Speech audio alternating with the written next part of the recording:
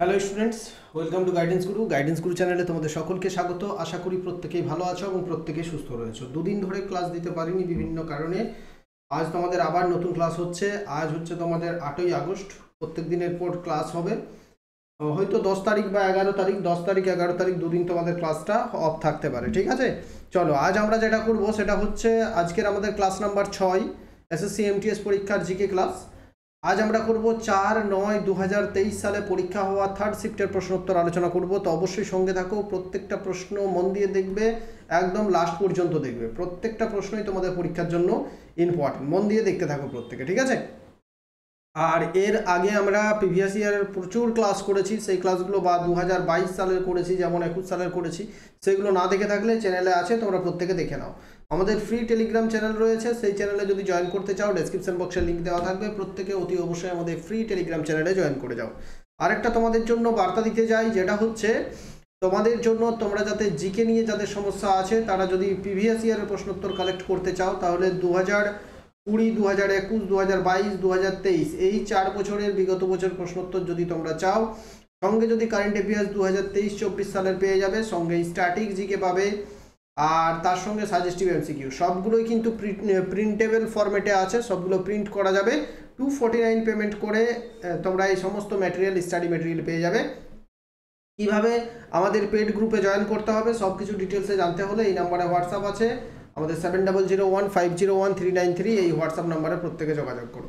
চলো শুরু করা যাক। আজকের প্রথম প্রশ্নে চলে যাব। কি আছে দেখো, আজকের প্রথম প্রশ্ন, সবচেয়ে শক্তিশালী অস্ত্র কোনটি যা সংসদকে নির্বাহী জবাবদিহিতা নিশ্চিত করতে সক্ষম করে? সবচেয়ে শক্তিশালী অস্ত্র কোনটি যা সংসদকে নির্বাহী জবাবদিহিতা নিশ্চিত করতে সক্ষম করে?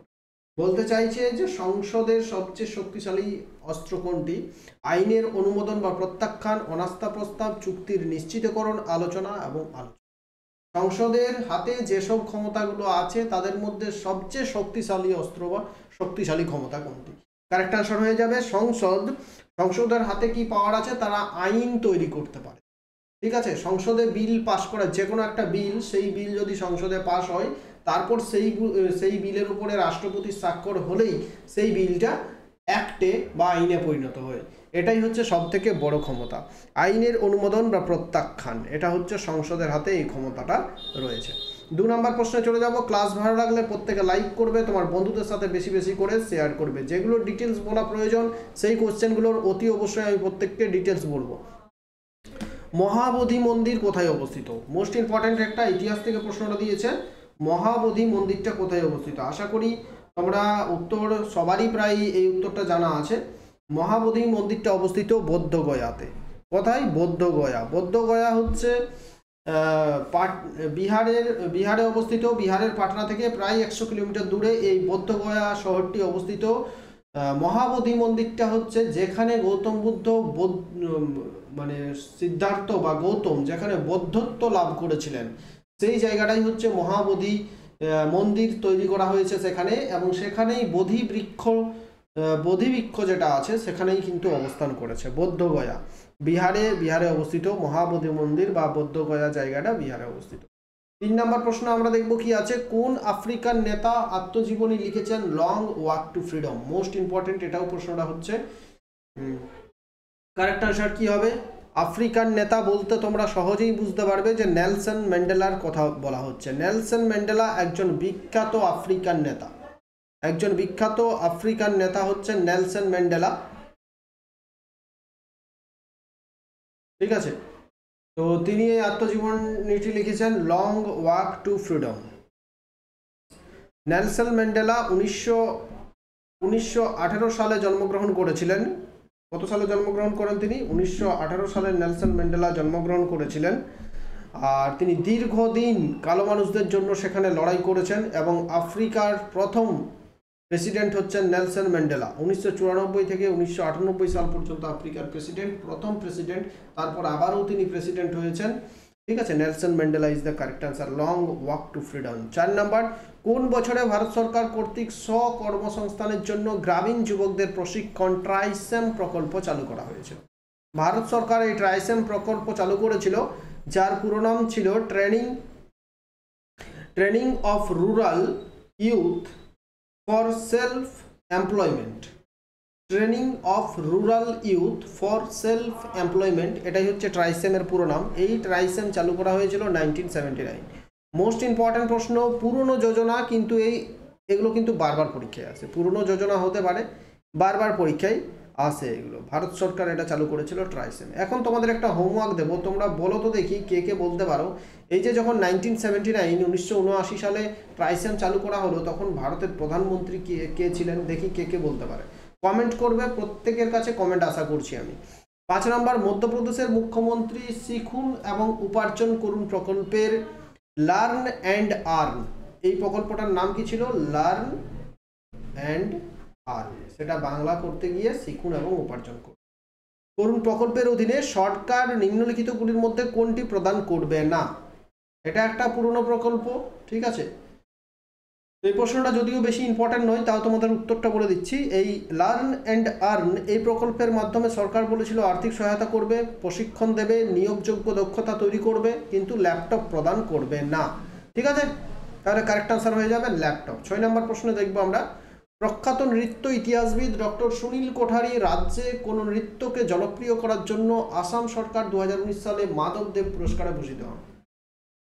মোস্ট ইম্পর্ট্যান্ট, এসএসসির সবচেয়ে গুরুত্বপূর্ণ, সবচেয়ে মানে পছন্দের বিষয় হচ্ছে কে কবে সঙ্গীত নাটক একাডেমি পুরস্কার পেয়েছেন, কে কবে পদ্মশ্রী পুরস্কার পেয়েছেন, কে কবে এই যে মাধবদেব পুরস্কার পেয়েছেন, এইসব মানে মিউজিক থেকে যেসব, কে কবে গ্র্যামি অ্যাওয়ার্ড পাচ্ছেন, অস্কার কে কবে পেয়েছেন, এগুলো বেশি পছন্দ করে এসএসসি। তাহলে এখানে প্রশ্ন হচ্ছে যে প্রখ্যাত নৃত্য ইতিহাসবিদ ডক্টর সুনীল কোঠারি রাজ্যে কোন নৃত্যকে জনপ্রিয় করার জন্য আসাম সরকার 2019 সালে মাধবপুর পুরস্কারে ভূষিত করে? কারেক্ট আনসার হবে সাত্রিয়া ড্যান্স। এগুলো বিহু বাগারুম্বা হবে না, Sattriya dance is the correct answer. সাত্রিয়াকে আসামে প্রচলিত করার জন্য এটা করা হয়েছিল। সাত্রিয়া হচ্ছে আসামের একটা ক্লাসিক্যাল ডান্স। ভারতে 8টি ক্লাসিক্যাল ডান্স আছে, তার মধ্যে সাত্রিয়া হচ্ছে একটি, এটা হচ্ছে আসামের। 7 নম্বর প্রশ্ন, ভারতীয় জলবায়ু বর্ণনা করার জন্য সাধারণ শব্দটা কি? ভারতীয় জলবায়ু কি ধরনের আমরা বলে থাকি? ভারতীয় জলবায়ু হচ্ছে ক্রান্তীয় মৌসুমী জলবায়ু। কি জলবায়ু? ভারতীয় জলবায়ু ক্রান্তীয় মৌসুমী জলবায়ু। ভারতীয় জলবায়ু হচ্ছে ক্রান্তীয় মৌসুমী জলবায়ু, ঠিক আছে। তাহলে কি এটা কি বলবো? Tropical monsoon, tropical monsoon. 8 নম্বর প্রশ্নে চলে যাব, কোলাম এবং রাজগন্ড উপজাতিদের অংশগ্রহণে একপাক্ষিক ধরে দীপাবলি উৎসবের সময় দান্ডারি নৃত্য দলগুলি ড্যাশ পরিবেশন করে। দান্ডারি নৃত্য দল থাকে, সেই দলগুলো এক ধরনের ডান্স পরিবেশন করে, সেই ডান্সটাকে বলে ঘুষাড়ি ডান্স বা ঘুষাড়ি ডান্স। কি বলা হয়? ঘুষাডি, ঘুষাডি বা ঘুষাড়ি ডান্স।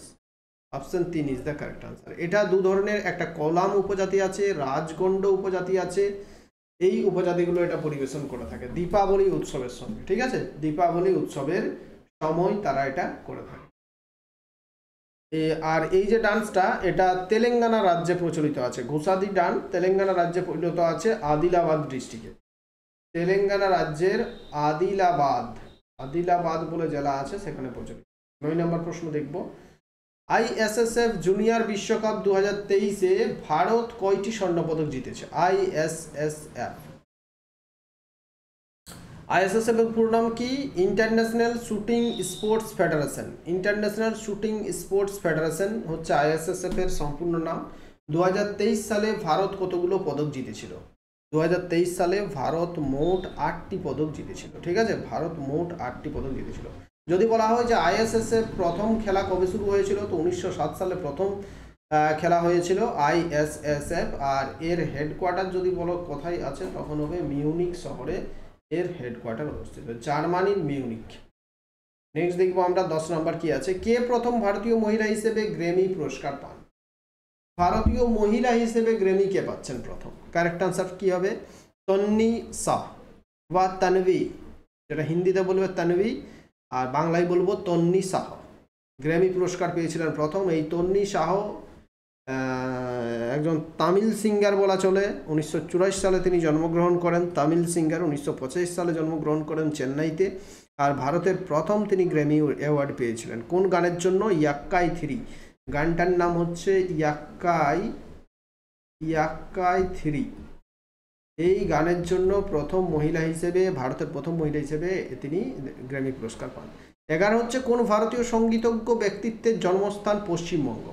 নওশাদ সিদ্দিকী 9, সরি এখানে সিদ্দিকী নেই, নওশাদ নামটা শুধু আছে। নওশাদ, ওপি নায়ার, ইলাইরাজা, বাপ্পি লাহিড়ী। এটা আর বলার অপেক্ষা রাখে না, প্রত্যেকেই জানো বাপ্পি লাহিড়ী একজন বাঙালি, পশ্চিমবঙ্গে জন্ম, একজন তিনি বিখ্যাত সঙ্গীতজ্ঞ ছিলেন। 12 নম্বর হচ্ছে ভারতের 2011 সালের আদমশুমারি অনুসারে কোন রাজ্য বা কেন্দ্রশাসিত অঞ্চলের লিঙ্গ অনুপাত সবচেয়ে কম? এখানে বলেছে রাজ্য হতে পারে, কেন্দ্রশাসিত অঞ্চল হতে পারে, সবচেয়ে কম কাজ সেটা বলতে হবে। দেখো 2011 সালের যে সেন্সাস, সেই সেন্সাস থেকে প্রত্যেক দিনই প্রশ্ন আসবে, নিয়ে নতুন করে বলার কিছু নেই। 2011 সালের সেন্সাস অনুযায়ী সবচেয়ে বেশি জনঘন, সবচেয়ে বেশি যদি বলা হয় সেক্স রেশিও তখন হবে কেরালা 1084। সবচেয়ে কম সেক্স রেশিও যদি বলা হয় রাজ্যের মধ্যে তখন হয়ে যাবে রাজস্থান না হরিয়ানা। ঠিক আমার কনফিউশন হচ্ছে একটু ব্যাপারটা, তাও আমি তোমাদের বলে দিচ্ছি হরিয়ানা হতে পারে। যদি আমি ভুল বললাম তো কারেক্টটা কমেন্ট করবে, হরিয়ানা বা রাজস্থান দুটোর মধ্যে একটা হবে। এটা রাজ্যের মধ্যে হাইয়েস্ট এবং লোয়েস্ট, এবং এর সঙ্গে কেন্দ্রশাসিত অঞ্চল যদি যোগ করে দেওয়া হয় তখন হবে দমন দিউ। সবচেয়ে কম সেক্স রেশিও সবচেয়ে কম হবে দমন দিউ, মাত্র 682। ঠিক আছে, 1000 জন পুরুষে মহিলার সংখ্যা 682।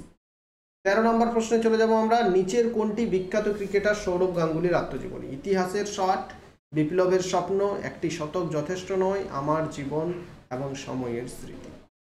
ঠিক আছে, চলো এই উত্তরটা আমি বলে দেবো না, এটা তোমরা কমেন্ট বক্সে কমেন্ট করবে। আশা করি তোমরা প্রত্যেকেই জানো, আর এটা একটু ট্রান্সলেট হয়ে গেছে বাংলাতে। ঠিক আছে, বাংলাতে ট্রান্সলেট হয়ে গেছে, তো তোমরা একটু কমেন্ট করে বলবে কারেক্ট আনসার কি। সৌরভ গাঙ্গুলির আত্মজীবনীর নাম তোমরা যদি না পারো অবশ্যই প্রত্যেকে একটু গুগল করে নাও, দেখে নাও কি আছে, আর কমেন্ট করে দাও। ঠিক আছে, নেক্সট প্রশ্ন দেখবো আমরা কি আছে। ভারত সরকার আইন বা গভর্নমেন্ট অফ ইন্ডিয়া অ্যাক্ট 1935 সম্পর্কে নিম্নলিখিত বিবৃতিটি বিবেচনা করুন। এই যে বিবৃতিগুলো দেওয়া আছে সেই বিবৃতিগুলো বিবেচনা করতে বলছে 1935 সালের আইন সম্পর্কে। ঠিক আছে, তো এই আইনটি ব্রিটিশ পার্লামেন্ট দ্বারা প্রণীত হয়েছিল, একদমই ঠিক, ব্রিটিশ পার্লামেন্ট এটা করেছিল। এই আইনটি ভারত এবং বার্মা সরকারের জন্য দুটি পৃথক আইনে বিভক্ত ছিল। এই আইনটি 1935 সালের 1 এপ্রিল থেকে শুরু হয়েছিল। না, এটা ভুল আছে, কারেক্ট আনসার হবে এই আইনটি ভারত এবং বার্মা সরকারের জন্য দুটো পৃথক আইনে বিভক্ত হয়েছিল। তো কারেক্ট আনসার কি হলো, দেখব কোনটা, 1 এবং 2। 1 এবং 2 কারেক্ট আনসার কি হলো, 1 এবং 2, এই দুটো বক্তব্য এখানে ঠিক আছে। 15 নম্বর প্রশ্নে আমরা যাব। নিম্নলিখিতগুলির মধ্যে কে একটি অশ্বশক্তির একক স্থাপন করেছেন যা একটি ঘোড়ার সমান 1 মিনিটে 33,000 ফুট পাউন্ড কাজ করেছেন?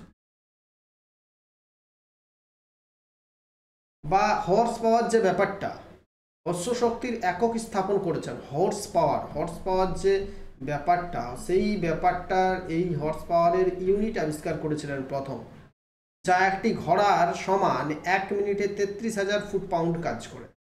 1 হর্স পাওয়ার মানে হচ্ছে 1 মিনিটে 33,000 ফুট পাউন্ড কাজ করছে। এটা কে করেছিলেন? James watt. কে করেছেন? জেমস ওয়াট হর্স পাওয়ার এর একক আবিষ্কার। 16 নম্বর প্রশ্ন দেখবো আমরা। 42তম সাংবিধানিক সংশোধনী আইন পাশ হয় কোন সালে? 42তম সংবিধান সংশোধনী আইন 46। দেখো দুটো আইন আছে, এক হচ্ছে 1976 সালের 42তম সংবিধান সংশোধনী, আরেকটা আছে 1978 সালের 44তম সংবিধান সংশোধনী। এই দুটো অতি গুরুত্বপূর্ণ যে কোনো পরীক্ষার জন্য। মনে রাখবে কি করে যদি প্রশ্ন চলে আসে পরীক্ষায় যে 1942তম সংবিধান সংশোধনী কত সালে হয়েছিল, তখন কি করে মনে রাখবে? দেখো এই যে 4+2 সমান 6, তাহলে 1976 সাল, আর 4+4 8 সমান হচ্ছে 1978। এইভাবে তোমরা মনে রাখতে পারবে। তো এখানে বলেছে 42তম সাংবিধানিক সংশোধনী আইন পাশ হয় কোন সালে, তাহলে 42তম কোন সালে হচ্ছে? 1976 সালে। 42তম সংবিধান সংশোধনী আইনের সময় কয়েকটা ব্যাপার আছে জেনে রাখো। ভারতের যে প্রস্তাবনা ছিল সেই প্রস্তাবনায় 3টে নতুন শব্দ যোগ করা হয়েছিল। সভেরিয়ান, সোশ্যালিস্ট, সেকুলার, ডেমোক্রেটিক রিপাবলিক। এবারে কি বলা হলো? 1976 সালের যে 42তম সংবিধান সংশোধনী, সেখানে ভারতের প্রস্তাবনায় বলা হলো আগে কি ছিল? আগে ছিল সেটা সভেরিয়ান ডেমোক্রেটিক রিপাবলিক। লেখাটা কি ছিল? সভেরিয়ান ডেমোক্রেটিক, সামাজিক গণতান্ত্রিক প্রজাতন্ত্র, এরকম সভেরিয়ান ডেমোক্রেটিক রিপাবলিক। সেটা পরে আরও দুটো নতুন শব্দ যোগ হলো, টোটাল 5টা শব্দ হলো সভেরিয়ান, ঠিক আছে, সোশ্যালিস্ট, সভেলিয়ান সোশ্যালিস্ট, তারপর হচ্ছে সেকুলার ডেমোক্রেটিক রিপাবলিক। এই 5টা শব্দ যোগ হয়েছিল 1976 সালের 42তম সংবিধান সংশোধন। আরও যোগ হয়েছিল যেটা কি 1976 সালের 42তম সংবিধান সংশোধনীতে 10টি মৌলিক কর্তব্য যোগ হয়েছিল। তো তোমরা বলবে স্যার 10টা মৌলিক কর্তব্য তো নেই, 11টা আছে। তাহলে 1976 সালে 10টা যোগ হলো, পরে আরেকটা যোগ হয়েছে 2002 সালে 86তম সংবিধান সংশোধনীর মাধ্যমে 11তম মৌলিক কর্তব্যটা যোগ হয়েছে। আর কি চেঞ্জ হয়েছিল? 1976 সালের সংবিধান সংশোধনীর সময় 4টে যে fundamental directive principle of state policy রয়েছে ডিপিএসপি, সেই ডিপিএসপি 4টি ডিপিএসপি যোগ হয়েছিল এই সময়। তাহলে সেই জন্য এত কিছু চেঞ্জেসের জন্যই, আরও চেঞ্জেস আছে, এত কিছু চেঞ্জেসের জন্যই এই যে 42তম সংবিধান সংশোধনী, এটাকে মিনি কনস্টিটিউশন কি বলা হয়? Mini constitution. 17 নিম্নলিখিত নেতাদের মধ্যে কে বিহারে 1857 সালে বিদ্রোহ নেতৃত্ব দিয়েছিলেন? 1857 সালের আন্দোলনটা সারা ভারতব্যাপী ছড়িয়ে পড়েছিল, তো সেই আন্দোলনের বিভিন্ন জায়গাতে বিভিন্ন নেতৃত্ব কিন্তু দিয়েছিলেন, বিভিন্ন ব্যক্তি নেতৃত্ব। তার মধ্যে বিহারে নেতৃত্ব দিয়েছিলেন কে? কুনওয়ার সিং। বিহারে কে নেতৃত্ব দিয়েছিলেন? Kunwar Singh is the correct answer. Kunwar Singh নেতৃত্ব দিয়েছিলেন বিহারে। এখন বলবে যে তাহলে স্যার দিল্লিতে কে নেতৃত্ব দিয়েছিলেন? দিল্লিতে নেতৃত্ব দিয়েছিলেন মোগল সম্রাট বাহাদুর শাহ টু, দ্বিতীয় বাহাদুর শাহ আলম বা দ্বিতীয় বাহাদুর শাহ। দ্বিতীয় বাহাদুর শাহ দিলেন নেতৃত্ব দিল্লিতে। এখন বলবে তাহলে লখনৌতে কে নেতৃত্ব দিলেন? লখনৌতে নেতৃত্ব দিলেন বেগম হজরত মহল। বেগম হজরতটাই মনে রাখো, এই একটু মনে রাখো, বেগম হজরত। এখন বলবে তাহলে কানপুরে কে নেতৃত্ব দিলেন? কানপুরে নেতৃত্ব দিলেন নানা সাহেব। কে দিলেন? নানা সাহেব নেতৃত্ব দিলেন কানপুরে। তারপর দিলেন ঝাঁসি এবং গোয়ালিয়র। ঝাঁসি অ্যান্ড গোয়ালিয়র, এখানে নেতৃত্ব কে দিলেন? এখানে দিলেন তাতিয়া টোপি। তাতিয়া টোপি, তাতিয়া টোপি এবং ঝাঁসির রানী লক্ষ্মীবাই। তাতিয়া টোপি এবং ঝাঁসির রানী লক্ষ্মীবাই দুজন এখানে। এই 4টে 5টা মনে রাখো, বিহার, দিল্লি, লখনৌ, কানপুর এবং ঝাঁসি, গোয়ালিয়র, তাহলেই হবে, এর বেশি কিছু মনে রাখতে হবে না। ঠিক আছে। 18 দেখো, শ্রী জগন্নাথজি মেলা ড্যাশে অনুষ্ঠিত হয়। শ্রী জগন্নাথজি মেলা হচ্ছে রাজস্থানের একটা মেলা। রাজস্থানের নর্থ একেবারে উত্তরে আলওয়ার বলে একটা জেলা আছে, আলওয়ার বলে একটা শহর আছে, হাই টেম্পারেচার যুক্ত শহর, সেখানেই শ্রী জগন্নাথজি মেলাটা আয়োজিত হয়, আলওয়ার যাকে বলা হয়। 19 হচ্ছে ড্যাশের আক্ষরিক অর্থ হলো মন্ত্রমুগ্ধের নৃত্য। এটি সবচেয়ে আকর্ষণীয় এক ভারতীয় শাস্ত্রীয় নৃত্যের ভান্ডার। কারেক্ট আনসার কি হবে? কারেক্ট আনসার হচ্ছে মোহিনী আট্টম। মোহিনী আট্টম যে ডান্স, সেই ডান্সটাকে মন্ত্রমুগ্ধের ডান্স বলা হয়। মোহিনী আট্টম কোন রাজ্য? কেরালা। কেরালার দুটো ডান্স, দুটো ক্লাসিক্যাল ডান্স আছে, মনে রাখবে, এক হচ্ছে কথাকলি আর এক হচ্ছে মোহিনী আট্টম। এই দুটোই কেরালা। কথাকলি আর এই কুচিপুড়ি হচ্ছে অন্ধ্রপ্রদেশ, ভারতনাট্যম হচ্ছে তামিলনাড়ু, মণিপুরি হচ্ছে মণিপুর, আসাম হচ্ছে সাত্রিয়া, ওড়িশি হচ্ছে ওড়িশা এবং কত্থক। কত্থকটা কোথায়? কত্থক হচ্ছে উত্তর ভারত বা নর্থ ইন্ডিয়া। 20 নম্বর প্রশ্নটা আমরা দেখব কি আছে। এসএইচজি ব্যাংক সংযোগ আন্দোলনের গুরুত্বপূর্ণ মাইল ফলকগুলি আরবিআই এর সমর্থনে ড্যাশ দ্বারা পরিচালিত হয়েছিল। এসএইচজি বলতে কি? Self help group. Self help গ্রুপকে যখন ব্যাংকের সঙ্গে যুক্ত করা হচ্ছে, সেই সময় আরবিআই এর সমর্থনে কে আন্দোলনগুলো পরিচালিত করেছিল? কারেক্ট আনসার হবে নাবার্ড। কে করেছিল? নাবার্ড, NAVARD। নাবার্ড হচ্ছে একটা ব্যাংক, ঠিক আছে, national agriculture and rural development bank. এর পুরো নাম হচ্ছে এগ্রিকালচার, পুরো নামটা বলে দিচ্ছি তোমাদের, ঠিক আমি মনে নেই এই সময়।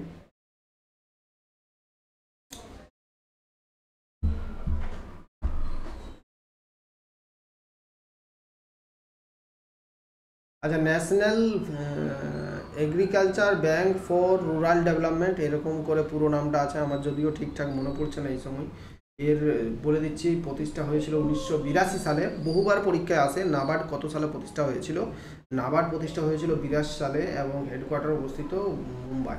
এবং নাবার্ড কি, অনেক সময় প্রশ্ন আছে নাবার্ড কি, যেমন বলতে হবে এটা হচ্ছে একটা bank. 21 Narendra Modi cricket stadium হলো ভারতের অন্যতম প্রধান স্টেডিয়াম যা ড্যাশে অবস্থিত।